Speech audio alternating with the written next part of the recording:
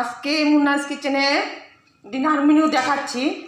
তো এই যে পুঁইয়ের ডাঁটা, মিষ্টি কুমড়, তারপরে কি বলবো যে কাঁঠালের বিচি,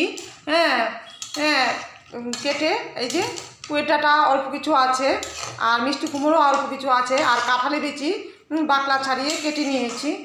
নিয়ে তারপর আমি এগুলি শুটকি মাছ দিয়ে রান্না করব। তা প্রথমে আমি কড়াইতে শুটকি মাছের তরকারিতে বেশি তেল লাগে না, তরকারিটাতে লাগে না, আবার না দিয়ে তেল ছাড়াও করা যায়। তো আরেকদিন আমি তেল ছাড়া করে দেখাবো। তো আজকে আমি সামান্য একটু তেল দিয়েছি। আর এখানে যেহেতু তরকারির কোয়ান্টিটি কম, আমি এখানে একটা বড় সাইজের পেঁয়াজ দিয়েছি সর্ষের তেলে।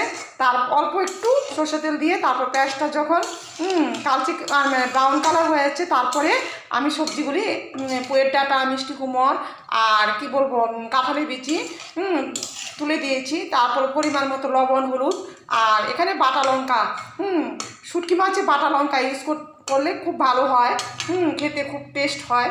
তো বাটা লঙ্কা দিয়েছি এখানে আমি। শুটকি মাছ তো একটু ঝাল ঝাল খেতে ভালো হয়, তো এখানে আমি 3 চামচের মতো বাটা লঙ্কা দিয়েছি। আপনারা চাইলে কাঁচা লঙ্কাও দিতে পারেন সাথে, আমি কাঁচা লঙ্কা দেবো না, শুধু বাটা লঙ্কা দিয়েই করবো। দিয়েছি, দিয়ে তারপর আমি কিছুক্ষণ ঢেকে নিয়েছি। ঢেকে দেওয়ার পরে তারপর আমি 6-7 কোষ রসুন থেতু করে দিয়েছি। দিয়ে এই যে আমি এখন ঢাকনাটা তুলে নিলাম। তো এখন এই যে শুটকি মাছ, আমি চারটা শুটকি মাছকে মাথা ছাড়িয়ে নিয়েছি, আঁশ ছাড়িয়ে নিয়েছি, ভালো করে ধুয়ে নিয়েছি। এখন আমি দিয়ে দেব, কারণ সব কিছু মানে প্রথমেই যদি দিয়ে দিই শুটকি মাছটা, তাহলে কিন্তু ফ্লেভারটা চলে যায়। তো সবজিগুলি যখন অর্ধেক সিদ্ধ হবে তখন শুটকি মাছটা দেবেন, না হলে স্মেলটা চলে যায়। তো এভাবে রান্না করব। তা আবারও ঢেকে দেবো 5-7 মিনিটের জন্য। ঢেকে দেবো 5-7 মিনিটের জন্য, ভালো করে ঢেকে দেবো। আর এখানে হয়েছে ডাল শুকনো।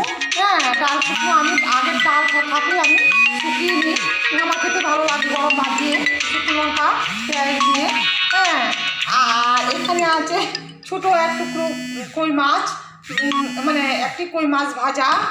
আর আছে এখানে কি বলবো, এখানে আছে এই যে ভাত রান্না করে নিয়েছি। ভাত রান্না করে নিয়েছি। আর তো এই দিয়ে ডিনার মেনু হচ্ছে আজকে।